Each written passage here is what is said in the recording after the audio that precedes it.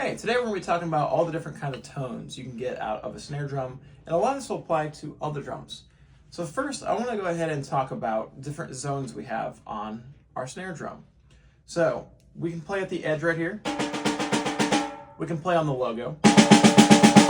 We can play half out from the center. And we can play in the center. Those are kind of just basic zones. You don't have to be perfect at every time where you're moving those when you're just playing a drum set by yourself. As you explore with these, you'll notice that we get completely different sounds throughout the drum. You also can move them along the drum. So a lot of times you can play on the snare wires,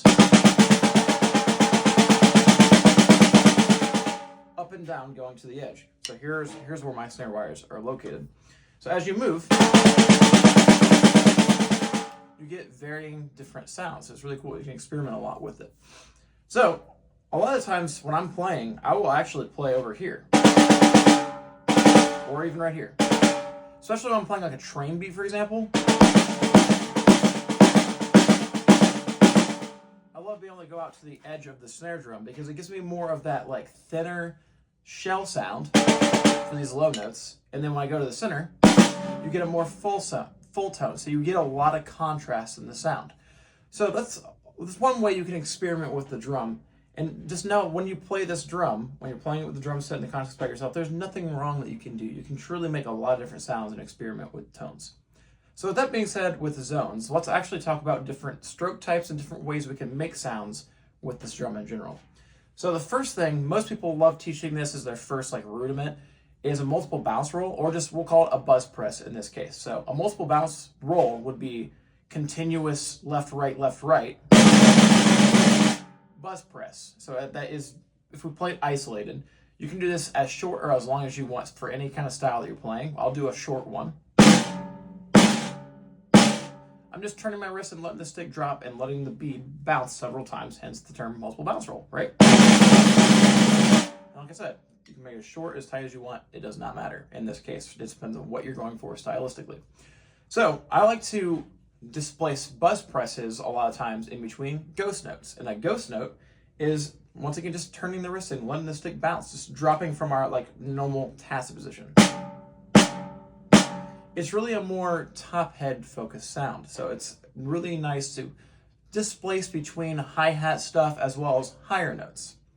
That being said, when we play higher notes, it's just more turning the wrist, letting the arm move a little bit. Let's just say we're playing like a forte, right? Let's just, nothing else to that, just a loud note, right? I like to let the stick feel relaxed in my hand. Sometimes I really want to hit the drum, right? And you're going to get more of that drum sound by using more velocity. So sometimes I'm playing relaxed. Sometimes it's just really loosey-goosey and like the stick's just really wobbly-wobbly. And sometimes my hand is not firm, it's not tense, but it's just moving so fast there's not much time for the stick to move. So that's some basic technique stuff that I'm not really going to dive into more in this video, but just know you can get different sounds by experimenting with the velocity of your stick.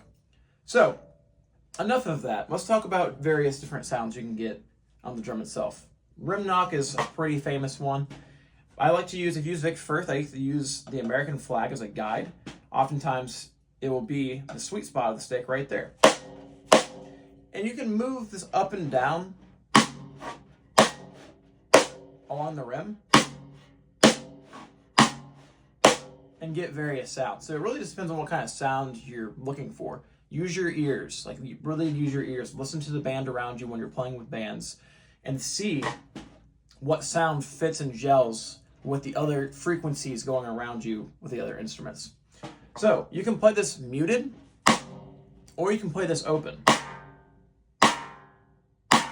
So my hand physically comes off the drum, the stick comes up to allow the entire drum to resonate. If I do it closed, it's much more of a controlled and concentrated sound. So both are really useful and handy. Another thing you can do in this position is you can use your fingers to make textured sounds. Really cool kind of concept there. So I think to the next level, you can actually play your right hand just right here at the edge or halfway even, and unmute and mute while you're playing. I'm